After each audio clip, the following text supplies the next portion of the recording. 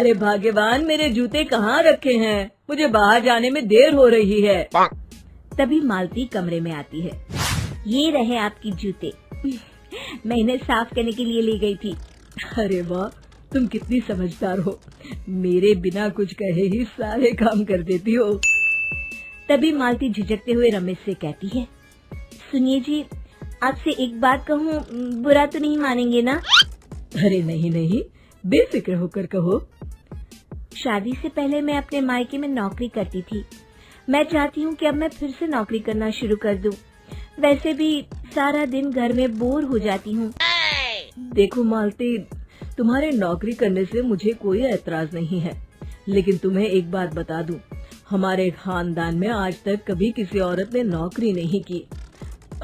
फिर भी एक बार तुम माँ से पूछ कर देखो, अगर वो तुम्हें नौकरी करने की इजाजत दे देती है तो अच्छी बात है। रमेश वहाँ से चला जाता है। फिर उसी शाम मालती अपनी सास के पैर दबा रही होती है। तभी उसकी सास मालती से कहती है, अरे क्या बात है बहू, आज तो ठीक तरह से मेरे पैर नहीं दबा रही। किसी ख्याल में खोई पड़ी है क्या? मैं भी तो जानूं आखिर बात क्या है। दरअसल वो माँ जी। अरे हाँ हाँ बोलो, इतना सोच क्यों रही हो? माँ जी, अगर आप बुरा न माने तो मैं नौकरी करना चाहती हूँ। घर के काम करने के बाद मेरे पास काफी वक्त बच जाता है। मालती की ये बात सुनकर उसकी सास गुस्से में कहती है, अरे बहू, तेरी तबीयत तो ठीक है ना? आज ये कैसी बहकी बातें कर रही है? भला हमारे खानदान में आज तक कभी किसी औरत ने नौकरी की है जो तू नौकरी करने की बात कर रही है, हैं? अरे बहू, तू क्या रिश्तेदारी में हमारी नाक कटाना चाहती है? जितना जल्दी हो सके अपने दिमाग से नौकरी का भूत उतार दे और अब जा, जल्दी से रसोई में जा, खाना बनाने का वक्त हो रहा है। मालती मन मार कर खाना पकाने के लिए रसोई घर में चली जाती है। अगले दिन, नमस्ते माँ जी, कैसी हैं आप? अरे आओ आओ दिवाकर बेटा, बैठो, मैं तुम्हारे लिए चाय मंगाती हूँ। बहू, जरा एक कप चाय तो लेती आना। फिर दिवाकर एक फाइल खोलकर मालती की सास के सामने रख देता है। ये देखिए माँ जी, ये है पिछले महीने का हिसाब और ये रहे मुनाफे के रुपए। एक बार हिसाब देख लीजिए और इन कागजों पर अपने दस्तखत कर दीजिए। अरे दिवाकर बेटा, मैंने भला आज तक कभी तेरा हिसाब देखा है जो अब देखूंगी? ला बता, कहाँ दस्तखत करूं? तभी मालती चाय लेकर वहाँ आ जाती है और अपनी सास को बिना कागजातों को पढ़े इस तरह लापरवाही से दस्तखत करते हुए देखकर हैरान रह जाती है। अच्छा माँ जी, अब मैं चलता हूँ, फैक्ट्री में बहुत काम है। फिर दिवाकर वहाँ से चला जाता है। कुछ दिनों बाद मालती बाजार में कुछ सामान खरीद रही होती है। तभी एक बूढ़ा आदमी उसे आवाज देता है, अरे मालती बेटी, कैसी हो? मुझे पहचाना? मैं तुम्हारी कंपनी में मुनीम का काम करता हूँ। हाँ चाचा जी, मैं आपको बिल्कुल पहचानती हूँ। कहिए, कैसे हैं आप? मैं तो ठीक हूँ।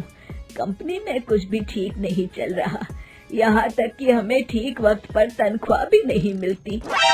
ये आप क्या कह रहे हैं? अब क्या बताऊँ, आप लोग तो कभी हिसाब किताब देखने दफ्तर आते नहीं। मेरी मानो तो एक बार आप लोग दफ्तर आकर सारा हिसाब किताब देख लो, आपको असलियत पता चल जाएगी। अच्छा बेटी, अब मैं चलता हूँ, देर हो रही है। फिर वो बूढ़ा वहाँ से चला जाता है। वहीं दूसरी तरफ मालती घर पहुंचकर अपनी सास को सारी बात बताती है।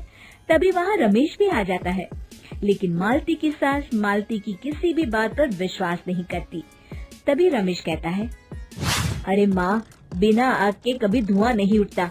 जब मालती इतना कह रही है तो हमें एक बार दफ्तर चलकर देख लेना चाहिए।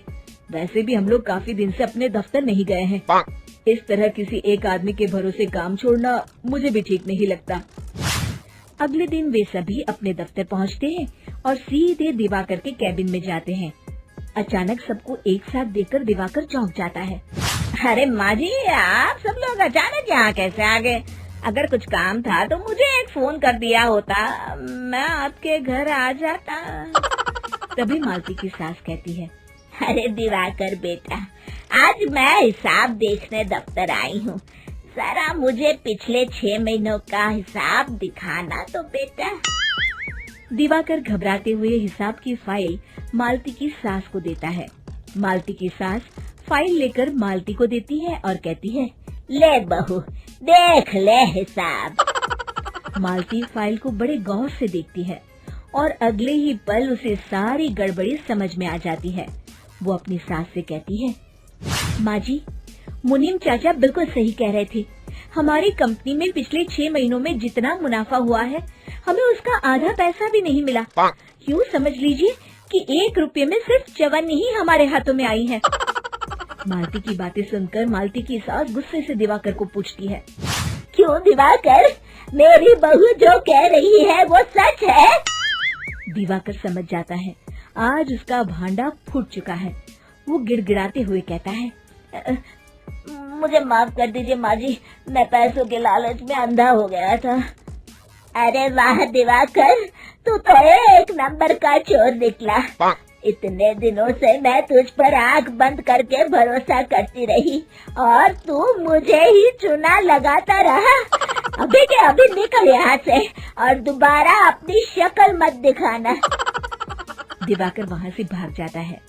मालती की सास मालती को शाबाशी देते हुए कहती है, बहू, आज मैं समझ गई कि पढ़ाई लिखाई हमारी जिंदगी में कितनी जरूरी है। मैं बहुत किस्मत वाली हूँ जो मुझे तुझ जैसी बहू मिली है। शिक्षा, पढ़ाई लिखाई का इस्तेमाल सही जगह करके हम दुनिया में बहुत कुछ बदल सकते हैं।